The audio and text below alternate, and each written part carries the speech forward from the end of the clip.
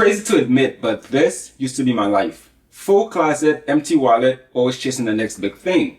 But instead, I was spending money uncontrollably and my bills were piling up. Till I realized more didn't necessarily mean more happiness. Every purchase felt heavier than the last one, whether it was on my mind or in my bank account. So, what flipped the switch? Well, minimalism did, or I should say, this controller, technically. But check this out. I used to spend a lot of money on clothes because I love fashion. But once I switched over to minimalism and started choosing things like sustainable fashion, which prioritize quality over quantity, I saw a massive increase in my net worth in the long run. Instead of buying 3 cheap shirts that quickly wears out, I invest in 1 quality pieces that last. In the long run, that 1 single shirt is still around and not in ruins compared to the other 3s. It's these small decisions that accumulate into significant financial benefits. Because minimalism fundamentally shifts your mindset from quantity to quality, it allows you to consume less and make smarter choices. This clarity allows you to prioritize investment that truly matters, like paying off your debt, building a safety net, and yes, growing your net worth. So understand this. Your net worth is not just a number. It's a reflection of your life choices. So if you make bad financial life decisions, it's going to reflect your net worth. So the moment you start spending on purpose, every dollar becomes an ally. Owning less doesn't limit you. It actually frees you by opening doors to experience and opportunities that you can never imagine. We've been sold the myth that more stuff equals more status, more security, more happiness, more likes, more everything. But in reality, it often delivers more stress, clutter, and debt while we're still waiting on that more happiness upgrade. Now, here's the truth. Most purchases aren't based on needs. They're about habit, impulse, and social pressure. So for every unnecessary item bought is money and energy taken away from your real priorities, your future, and your dreams. Now, let me show you how I finally snap out of it.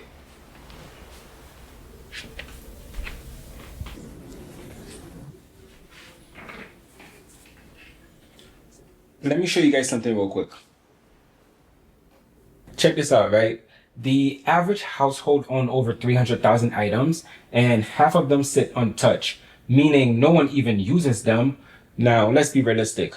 That's not a life, that's a warehouse. I realized I was renting storage units in my head and in my budget. Every impulse swipe was basically me saying to myself, sure, future me will cover that clutter tax. Spoiler alert, future me was broke and tired. And that's where minimalism came in. Minimalism handed me 1 quick question that nukes 90% of impulse buy.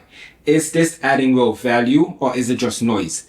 What this mindset does is, it helps you break free. It challenges you to pause and ask essential questions. For most of us, it forces you to question every purchase you make. At the end of the day, choosing minimalism means that you're reclaiming your money, your space, and your freedom to invest in what truly matters. And that's when you start to see a turning point. Okay, fine, confession time. My turning point came with a simple challenge I saw online.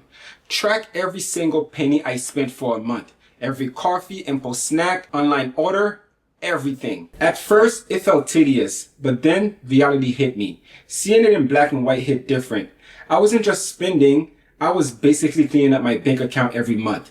I was bleeding money on things I barely remember. It wasn't intentional or because I was bad with money, it was unconscious. After something like that, I ended up selling nearly half of my wardrobe, item I hadn't touched in years, and with that money, I wiped out most of my credit card debt. So I didn't have to worry about that anymore. So the turning point wasn't some lottery win or a fancy side hustle, it was simply paying attention. Minimalism didn't just cover my shelves, it rewired my autopilot. And that, my friend, is when the money started working for me instead of disappearing from me. Okay, now cool. We've paid attention to our turning point and freed up cash flow. Now what? Like, where does all that saved money goes? Well, the old me would have celebrated with another haul, but minimalist me, I'll give every rescue dollar a job. First up, we have safety first. This one is what keeps me sleeping at night. We're talking about emergency fund, unexpected vet bills, flat tires, etc. And why does this matter? Well, because it keeps panic purchases and credit card debt off the table. Then we have future me, which keep me wealthy at 40. And we're talking about low cost index fund, 401k matches, Roth IRA drip, etc. Think of the compound interest as that quiet roommate who keeps paying on their rent. And lastly, we have the freedom fund. This one keeps me from feeling like budgeting is punishment. So we're talking about skill courses, weekend road trip, passion project, and so on. Because let's be real, right? Life shouldn't feel like a one long maybe someday. And the best part, I don't have to feel deprived. I still grab coffee with friends. It's in the freedom fund. And when my car battery died last month, safety first paid a mechanic, zero stress, zero debt. And that's the quiet power of minimalist budget. Each dollar has a purpose, so you get to be at peace. So here's the plot twist nobody tells you. When you stop treating your money like a sprint towards more stuff, your net worth becomes something way bigger than a bank balance. Minimalism effectively hinges over 3 forms of returns. Number 1, time freedom. Fewer errands, fewer late night scrolls and buys, fewer organized storage until weekend. Then you have number 2, mental real estate. No decision fatigue over 40 pairs of sneakers, no background guilt about credit card interest taking. And lastly, the option of power.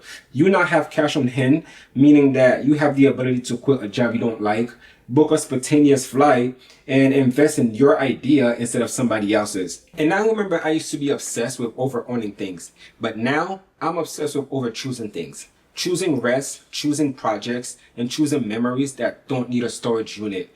And yeah, my net worth number may have climbed, but the real flex is being able to wake up every morning knowing that money is not my enemy, but a tool. So if your closet is full, but your life feels cramped, try swapping how much I can buy for how much I can keep. Keep your time, keep your calm, and keep the money that's already yours. So thank you guys for watching today's video. If you gained any value from this, don't forget to like, subscribe, push the notification bell for more on sustainable fashion, personal finance, and minimalism. And I'll see you guys on my next video.